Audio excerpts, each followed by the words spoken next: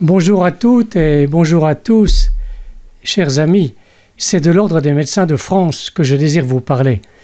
Étant donné que les avocats et médecins étaient censés être des intellectuels, avoir du pouvoir, une position sociale avantageuse et bien gagner leur vie, le besoin s'est fait sentir de réguler ces deux professions, d'y mettre de l'ordre, afin d'éviter les abus en tout genre.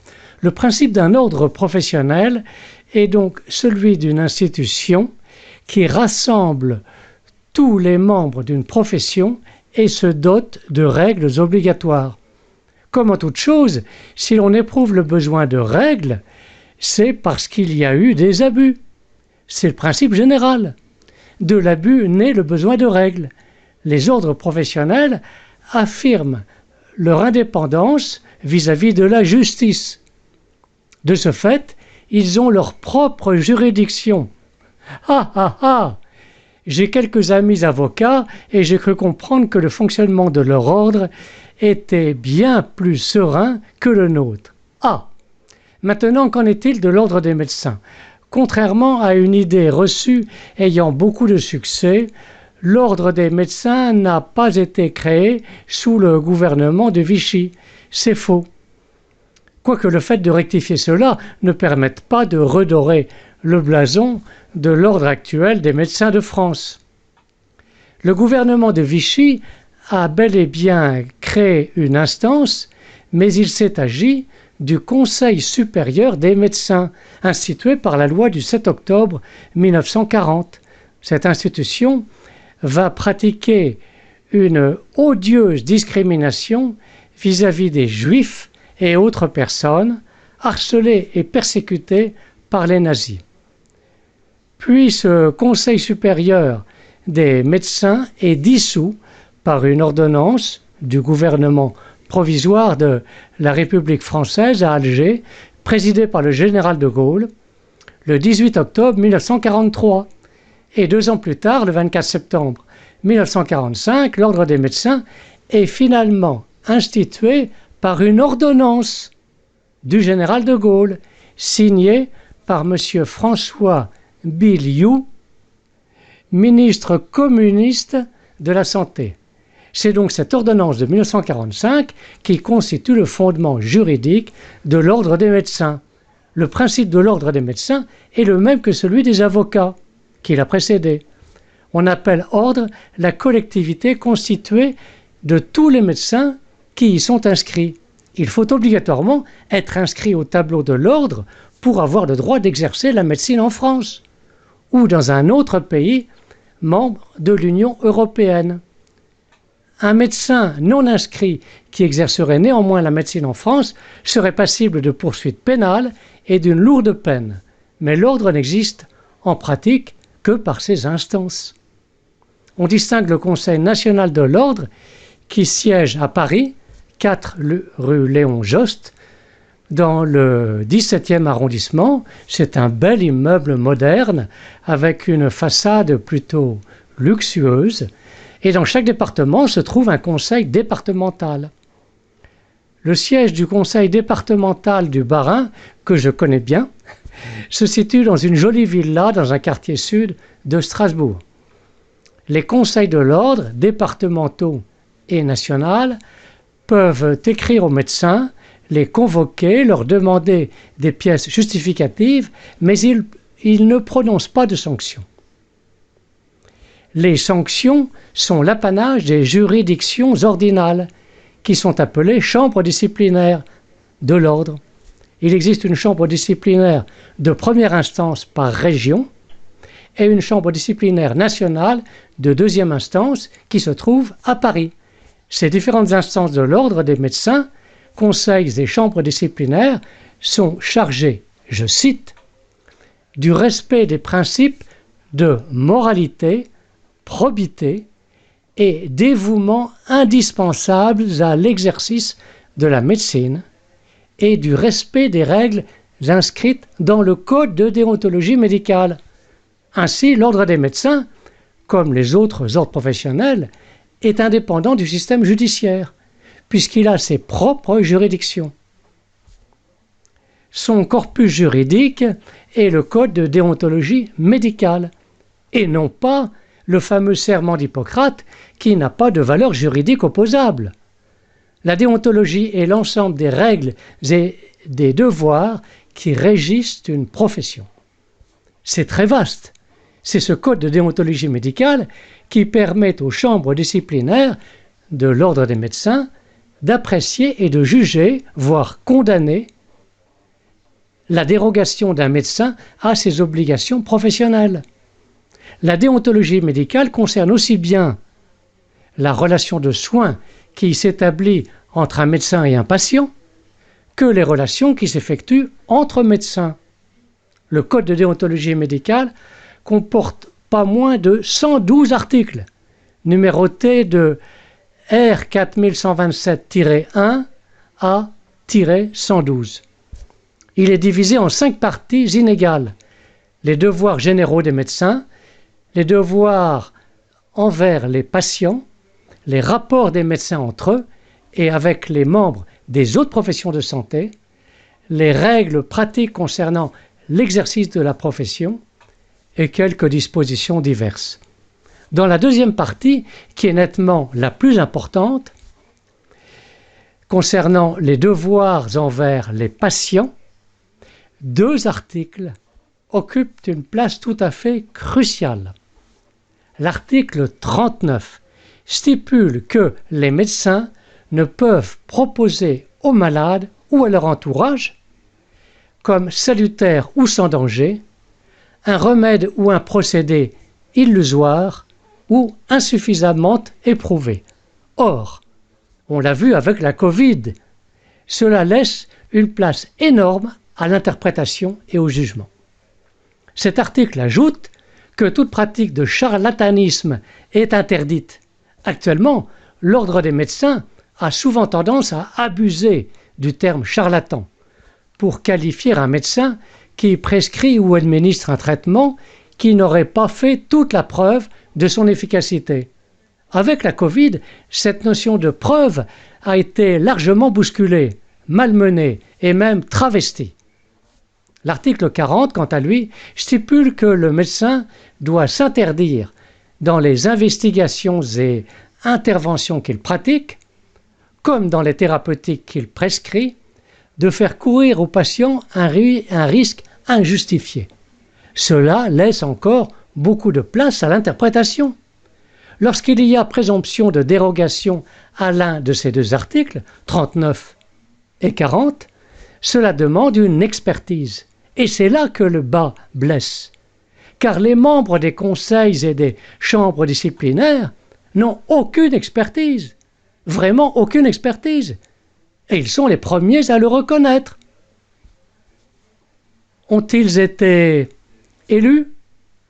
Où est le procès-verbal de leur élection? Ont-ils reçu une formation juridique? Ce n'est pas sérieux. Il n'est pas exagéré de dire que, pour ces raisons et bien d'autres, la perception des instances de l'ordre est nettement défavorable par beaucoup de médecins et de plus en plus aussi par beaucoup de patients. Pour une cotisation annuelle obligatoire de l'ordre de 350 €, les médecins reçoivent un mince bulletin périodique sans grand intérêt. Certes, les conseillers ordinaux ne sont pas salariés, mais ils perçoivent des indemnités de prestations et de nombreux et conséquents avantages en nature. Chaque année, la Cour des comptes dénonce d'importants abus de la part de l'ordre des médecins qui sont repris dans la presse, et puis c'est tout. Il est question d'appartements de fonction pour les membres du Conseil national et de bien d'autres avantages effarants. Comment sont désignés les membres des instances de l'ordre? Tout simplement par des élections dont le pourcentage d'abstention est énorme. Un confrère hospitalo-universitaire du CHU de Strasbourg s'est présenté et il a obtenu la majorité des voix. Alors que l'ordre des médecins est censé veiller à la sérénité, la loyauté et la probité au sein de la profession et de régler, toujours entre pairs, les dysfonctionnements et manquements éventuels, l'administration de l'ordre se comporte ni plus ni moins comme un organe policier au sein de la profession. Mais cela n'a pas été toujours le cas. Mon père était médecin généraliste en secteur rural, dans ma Meuse natale, et en même temps ancien interne des hôpitaux de Nancy où il aurait pu facilement être nommé professeur. Il lui arrivait de contacter le conseil départemental de l'ordre quand il avait besoin de son éclairage juridique. Et les relations étaient tout à fait bonnes, me disait-il. En ce qui me concerne, lorsque je suis allé m'inscrire à l'ordre après avoir obtenu mon grade de doctorat en médecine, j'ai été reçu par le président du conseil départemental lui-même. Il m'a reçu très agréablement.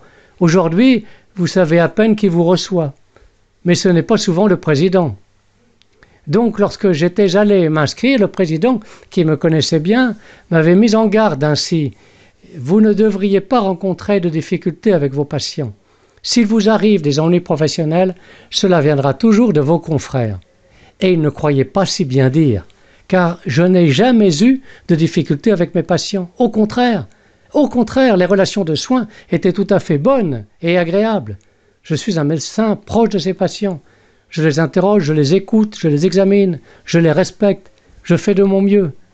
Mes années d'interne, d'assistant-chef de clinique, praticien hospitalier universitaire, ont été pour moi de belles années professionnelles, épanouissantes, oui, épanouissantes. Et puis, alors que la liberté de prescription avait toujours été la règle pour les médecins, sans que cela ne gêne qui que ce soit, sont apparues les démarches de qualité et sécurité des soins. La Haute Autorité de Santé, ou HAS, a été instituée, faisant suite à l'ANDEM, puis à l'ANAS. Elle a été instituée lors de l'instauration de l'accréditation, puis de la certification en santé. Les groupes de travail de la HAS ont commencé à établir des recommandations de bonnes pratiques professionnelles. Des recommandations de bonnes pratiques professionnelles en santé. Mais personne ne peut être hostile à ce type de guide médical. Au contraire, elles sont une aide pour le médecin. Une aide, oui, mais à une condition, et une condition formelle, celle que les experts cooptés pour constituer les groupes de travail soient sans conflit d'intérêts avec l'industrie pharmaceutique, au moins concernant le sujet étudié. Or, c'était rarement le cas. J'ai participé moi-même à des groupes de travail. On avait l'impression désagréable et contrariante que les conclusions étaient déjà préparées à l'avance. Et je pense que c'était la réalité. Ensuite, après les recommandations de bonnes pratiques professionnelles médicales, définies par la Haute Autorité de Santé, sont apparues ce que l'on appelle les indications officielles des médicaments.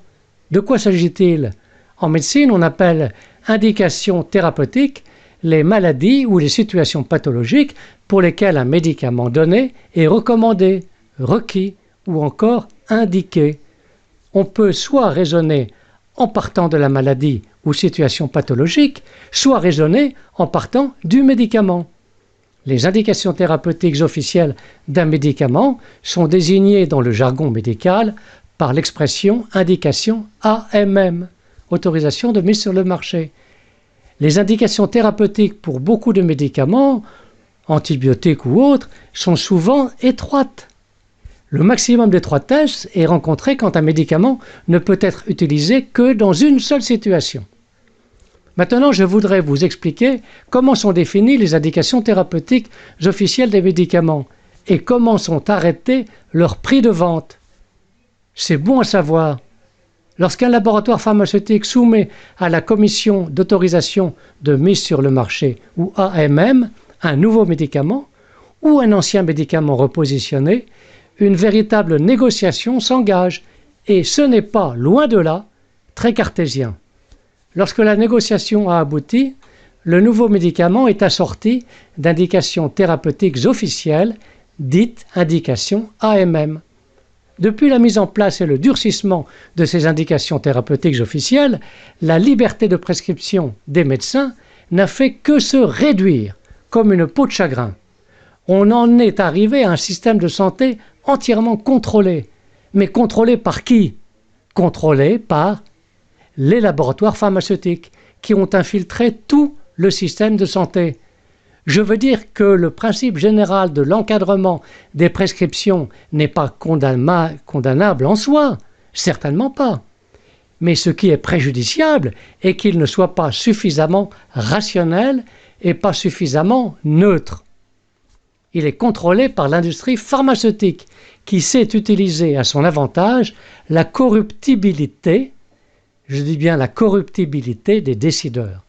Donc, obliger les médecins à avoir un comportement de prescription rigoureux, entièrement d'accord, bien sûr, mais le système est trop corrompu par les laboratoires pharmaceutiques. Et Christian Perron ne fait que le répéter. Bien sûr, il ne faut pas généraliser. Il y a encore un grand nombre de laboratoires qui sont tout à fait corrects. Mais cette infiltration du système de santé par des géants de l'industrie pharmaceutique est édifiante. Ils ont plus ou moins la main mise sur la nosographie, c'est-à-dire les noms des maladies et leur classification, les indications thérapeutiques des maladies, les programmes d'enseignement initial des étudiants en médecine, comme ceux de formation continue des médecins en exercice. Un bon nombre de publications médicales dans les revues scientifiques sont falsifiées.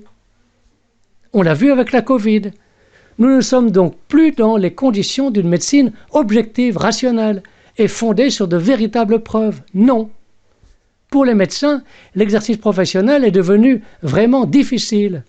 Ils se sont petit à petit retrouvés enfermés dans un système de santé hyper contrôlé, hyper contraignant, ne pouvant plus prescrire comme bon leur semble. Et ils savent, du moins ceux qui étudient, qui cherchent, qui se documentent, ils savent qu'il existe des maladies non reconnues par les autorités de santé et des traitements efficaces non reconnus par ces mêmes autorités. Pour tenter de présenter le système de façon simple, il faut partir des sociétés de spécialistes médicaux, sociétés d'experts souvent appelées sociétés savantes. Ce sont ces sociétés d'experts qui, d'une certaine façon, règnent dans leur spécialité. Comme la société des ophtalmologistes, rhumatologues, dermatologues, infectiologues, etc., ce sont des experts de ces sociétés qui font les programmes et les contenus d'enseignement médicaux dans leur spécialité et qui font évoluer les connaissances médicales dans leur spécialité. Or, c'est par leur intermédiaire que les gros laboratoires pharmaceutiques agissent. De fait, ces sociétés et leurs experts se font très généreusement rétribuer. On peut vérifier en partie les sommes perçues sur le site de transparence dépendant du ministère de la Santé. Mais les sommes déclarées sont très largement inférieures aux sommes non déclarées. Ce système de corruption est puissant, intelligent et expérimenté. Imaginez qu'une société introuvable vous ouvre un compte en banque introuvable et vous fournisse une carte bancaire avec laquelle vous pouvez payer partout. Il n'y a aucune trace à part votre train de vie. Certains d'entre vous doivent penser que nous ne sommes plus dans le sujet. Non, c'est une erreur. N'oubliez pas que les membres des instances ordinales ne sont pas salariés de l'ordre des médecins. Il est peu concevable que l'ordre des médecins n'ait aucun lien avec l'industrie pharmaceutique et l'ensemble du système. Il y a une cohérence de l'ensemble du système de santé. Avoir une conception idéaliste et vertueuse de l'ordre des médecins procède de l'angélisme. Un exemple. Dans mon précédent département, le président du Conseil de l'ordre a été condamné pour fraude à l'assurance maladie. Il s'en est très bien sorti. Pour un médecin, faire partie d'une instance de l'ordre, c'est une protection. Il y a aussi les loges d'initiés.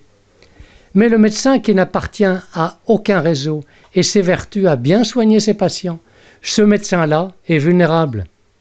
Depuis que ce système d'encadrement particulièrement coercitif des prescriptions médicales a été mis en place, l'institution ordinale s'illustre essentiellement par le harcèlement des médecins qui ne respectent pas rigoureusement les directives des agences nationales de santé. Donc, l'Ordre des médecins de France a vraiment dérapé. Oui, il n'assure plus ses missions essentielles de conseil et d'encadrement juridique des médecins en exercice. mais pratique une sorte de police de répression vis-à-vis des médecins qui osent s'écarter des recommandations de bonne pratique définies par la Haute Autorité de Santé et des indications thérapeutiques officielles ou AMM des médicaments. Si une maladie de connaissance récente n'est pas reconnue par les autorités de santé, un médecin n'a pas le droit de soigner de tels patients ou bien il s'expose à des poursuites et des sanctions. C'est vrai pour les crypto-infections chroniques, évolutives, après inoculation, souvent par une tique. Il est dangereux de soigner efficacement ces patients, c'est-à-dire avec une intention curative. De la même façon, lorsque les autorités de santé ont affirmé qu'il n'existe pas de traitement efficace pour soigner telle ou telle maladie, il est dangereux d'essayer de soigner efficacement les malades. C'est ce qui s'est produit pour les personnes atteintes de Covid-19 aiguë et surtout pour celles souffrant de Covid-19 prolongée ou longue. Tout est ainsi maintenant. Les médicaments, a fortiori peu coûteux, qui sont susceptibles de guérir, oui, de guérir une maladie, sont considérés comme des bêtes noires pour l'industrie pharmaceutique.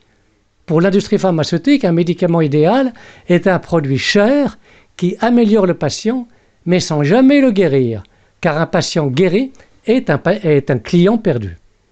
Pour en revenir à l'ordre, les médecins sont surveillés, traqués, harcelés, convoqués, sommés de se justifier et de se justifier encore, et souvent condamnés par la chambre disciplinaire, parce qu'ils n'ont pas respecté les consignes officielles. Je le répète, personne ne peut être opposé à l'instauration de règles professionnelles, mais quand elles sont justes et bien fondées. Or, ce n'est pas du tout le cas actuellement. Le précédent président du Conseil national de l'ordre des médecins avait donné la consigne à tous les conseils départementaux de traquer et dénoncer tous les médecins qui s'écarteraient des recommandations officielles.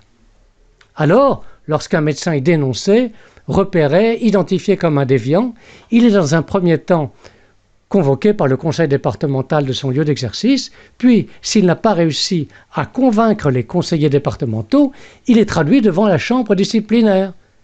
De toute évidence, et ce n'est pas propre à l'ordre, il existe une volonté d'enrégimenter les médecins, surtout les médecins généralistes et autres libéraux, qui ne deviendraient que des exécutants, sans doute avant de disparaître. Eh bien, nous refusons cette médecine automatisée, robotisée, qui se passerait de médecins et ne comporterait plus que des techniciens médicaux, aidés dans leur travail par des systèmes informatiques experts. Ce ne serait plus de la vraie médecine. Toujours est-il que notre confrère belge, le docteur Alain Collignon, est en train de créer un ordre universel des professionnels de la santé. Sa proposition connaît un immense succès, bien mérité. Maintenant, il est évident que mon confrère et ami, le docteur Denis Agré, a tout mon soutien dans l'épreuve qu'il traverse à la suite de sa radiation. Je sais qu'il est compétent, dévoué et intègre. Tous les médecins résistants ne peuvent être qu'avec lui, de tout cœur et de toute force. Je souhaite préciser un point crucial. Il n'existe pas vraiment de radiation à vie, parce qu'après 3 ans de radiation, on est en droit de réclamer sa réinscription au tableau de l'ordre des médecins. C'est bon à savoir. Je vous remercie de votre écoute longue et attentive. À bientôt.